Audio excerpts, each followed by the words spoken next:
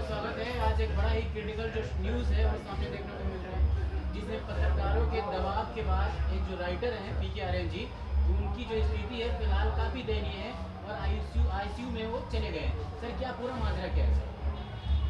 अभी तो वही सुन करके हम भी आए, हमको भी जानकारी मिली कि इस तरह की बात है। एक बहुत ही अच्छे गीतकार हैं पीके आर्यन जी, जिनका भी एक हाल फिलहाल में गाना वो ढोड़ी चटना ऐसा कुछ करके गाना था, जो कि ये बजा भी गाना, और उसी को लेकर के कुछ जो तथाकथित पत्रकार जो अपने आप को पत्रकारिता के माध्यम से अपने आप को समाज का एक सेवक बोलते हैं, तो वो जो पत्रकार महोदय हैं तो वो पत्रकारिता नहीं करके वो एक प्रकार से कह सकते हैं कि लोगों को टॉर्चर करने का काम कर रहे हैं।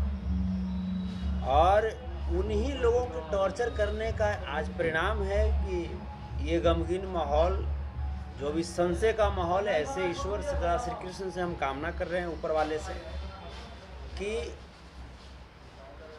वो जल्दी स्वस्थ होकर के हम सब के बीच आएँ, उनके जो स्थिति है उसमें सुधार हो। अभी वो मीठापुर पटना के मैक्सो हॉस्पिटल में एडमिट हैं, और जो डॉक्टर हैं उनकी भी धन्यवाद हम लोग को देना चाहिए कि एक पैसा भी नहीं लिए और एडमिट किए, और हम तो देखे जा कर के वो लगातार सघन इलाज में हैं, वेंटिलेटर पे हैं, और स्थिति अभी नाजुक बनी हुई है। किस पत्रकार को यह अधिकार दिया गया कि आप मानसिक प्रताड़ना इतना दीजिए कि वो वेंटिलेटर पे आदमी चला जाए?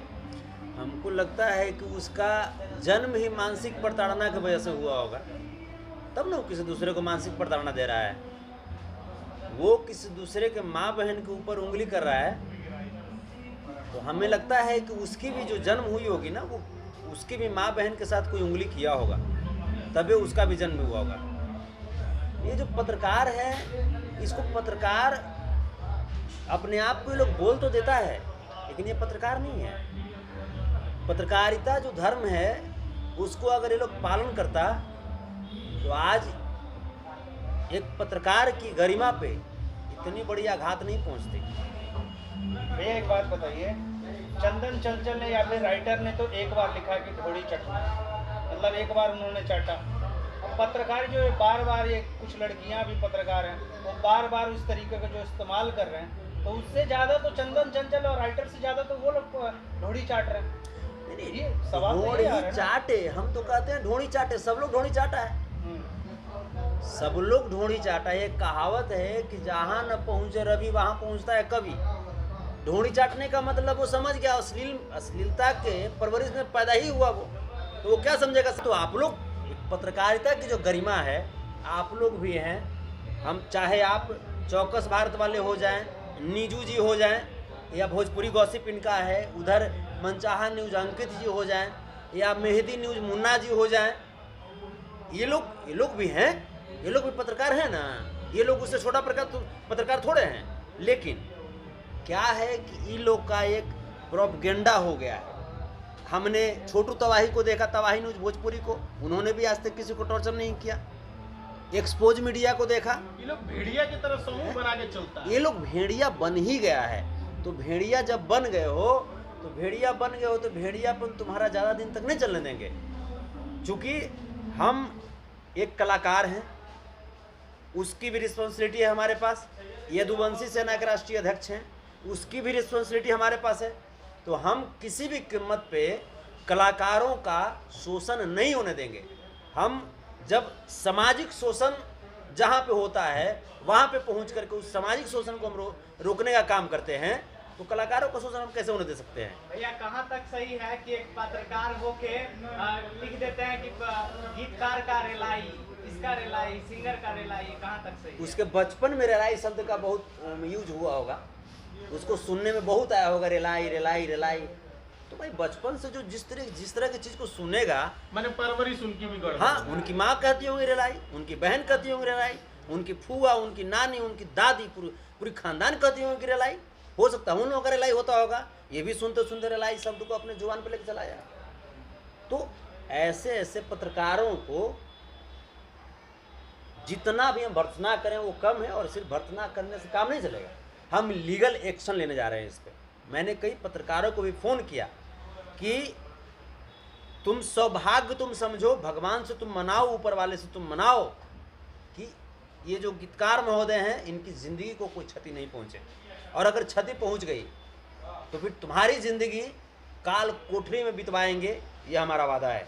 एक सवाल और है भैया। स्थिति है अभी, हेलो सर, फिलहाल जो स्थिति है अभी जो आप देख कर आ रहे हैं आईसीयू से, वो क्या लग रहा है कि थोड़े समय के बाद सुखद जो खबर है वह सामने आएंगे, और उनके जो फैंस हैं जो इंतजार करेंगे जल्द ही वो आईसीयू से बाहर आए और एक बार फिर से अपना चेहरा मुस्कुराता हुआ दिखाए दर्शकों को? पहले से थोड़ी सी बेहतर स्थिति में है, लेकिन जब तक वेंटिलेटर पे होते हैं पेशेंट तब तक उनकी स्थिति को कुछ नहीं कर सकते। हमें याद है तूफानीलाल यादव जी का जब इलाज में करा रहा था, वो दौर मुझे याद है जब 16-17 दिन वेंटिलेटर पर रहे थे और स्थिति अप एंड डाउन चल रही थी। तो जब तक पेशेंट वेंटिलेटर पे हैं तब तक कुछ कह नहीं सकते हैं, लेकिन हाँ पहले से बेटर कंडीशन है। हॉस्पिटल के द्वारा तमाम दूसरे भी जगह से डॉक्टर्स को बुला करके, बेहतर डॉक्टर्स को बुला करके वो इलाज करवाया जा रहा है। लेकिन गंभीर प्रश्न ये है कि ये जो पत्रकार हैं ये सिर्फ यहीं तक सीमित नहीं है, गंभीर विषय है। एक पीके आर्यन जी के साथ हुआ, वो झेल रहे हैं। गंभीर विषय है कि जो पत्रकार हैं, मैंने फ़ोन भी किया 1-2 पत्रकार को, उन्होंने कहा कि नहीं हम तो उस कलाकार को बोले हैं, हम तो एक कलाकार है बुलेट राजा, उसको हम बोले कि जे भाई उसका हम गाल छू करके पूरा लिए हैं, आप जैसे इंटरव्यू, तो बुलेट राजा को तो दिक्कत नहीं है। हमने कहा कि बुलेट राजा बोलेंगे ना मीडिया में कि हमको दिक्कत नहीं है, और अगर उन कलाकारों को दिक्कत नहीं है तो फिर उस कलाकारों के साथ कोई अनहोनी होती है तो फिर वो कलाकार किसी दूसरे कलाकार से नहीं कहेंगे कि हमारे साथ ऐसी अनहोनी हुई है।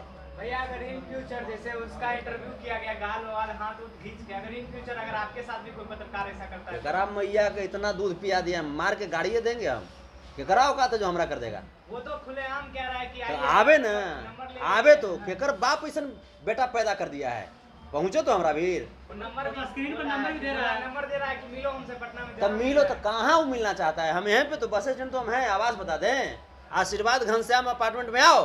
तो बाप अगर ज्यादा औकात वाला है और तो मैं जाए दूध पिया दिया है तो आओ। तू स्थिति नहीं पैदा कर दिए बेहतर, तो फिर तुम भी बताइए दो कि संतोष यादव किसका नाम है। पत्रकारिता कीजिए, मैं सम्मान करूंगा। पत्रकार समाज के चौथे स्तंभ होते हैं, मैं सम्मान करता हूं पत्रकारों का, लेकिन पत्रकारिता के माध्यम से, पत्रकारिता हाथ में माइक लेकर के अगर किसी को टॉर्चर करोगे तो बर्दाश्त कर लेंगे? हैं? हत्या करोगे किसी का? पत्रकारों की गरिमा को आप गिरा रहे हो। जाते जाते सर क्या कहेंगे, आज जो जिस तरह से स्थिति नजर आ रही है, सुबह से लगातार जो हॉस्पिटल के बाहर लोगों का तांता लग रहा है, उनके चाहने वाले लोग, तमाम भोजपुरी के कलाकार जो आ रहे हैं जी, क्या कहिए? सभी लोगों से मैं यही कहना चाहता हूं कि धैर्य रखिए, और ये एकता के सूत्र में खुद को बांधने का ये घड़ी आ चुकी है। इस संकट से हम लोगों को सीखना चाहिए कि हम लोग एकता के सूत्र में बंधें और संगठित होकर के कार्य करें। जो अच्छे पत्रकार हैं उनके साथ हम लोग इंटरव्यू करें या कुछ भी करें, लेकिन जो जिसके पत्रकारिता मालूम नहीं है, जो चिल्ला करके सोचता है कि चिल्लाने से पत्रकारिता होती है, तो वैसे लोगों को बायकॉट करें और वैसे लोगों का हमें लिस्ट भेजें। मैं उस पर एक्शन लूँगा, मैं एक्शन लूँगा उस पर, क्योंकि ये वो दौर नहीं है जो आप कुछ भी करके निकल जाओगे और लोगों का मानसिक प्रताड़ना आप करोगे और बर्दाश्त कर लेंगे। साथ ही साथ मैं मैक्सो हॉस्पिटल के जो भी डॉक्टर्स पैनल हैं, प्रबंधक हैं, डॉक्टर विक्रम जी, डॉक्टर पवन जी के साथ जितने भी डॉक्टर हैं, उनके स्टाफ मेंबर्स, सभी लोगों का मैं कोटि कोटि में धन्यवाद देता हूं कि बिना 1 रुपया लिए हुए वो एडमिट किए, और साथ ही साथ जो लाए थे जैसे उनको पेशेंट को, पीके आर्यन जी को, उसमें राहुल सम्राट जी का अहम योगदान है, शशांक जी का अहम योगदान है। इन दोनों भाइयों को मैं धन्यवाद में देता हूं कि इस विकट परिस्थिति में आपने हिम्मत किया और हिम्मत करके उनको हॉस्पिटल तक पहुंचाया, और आज कम से कम वो हम लोगों के बीच हैं। जीवन और मौत के बीच ही हैं, लेकिन हम लोगों के बीच वो हैं।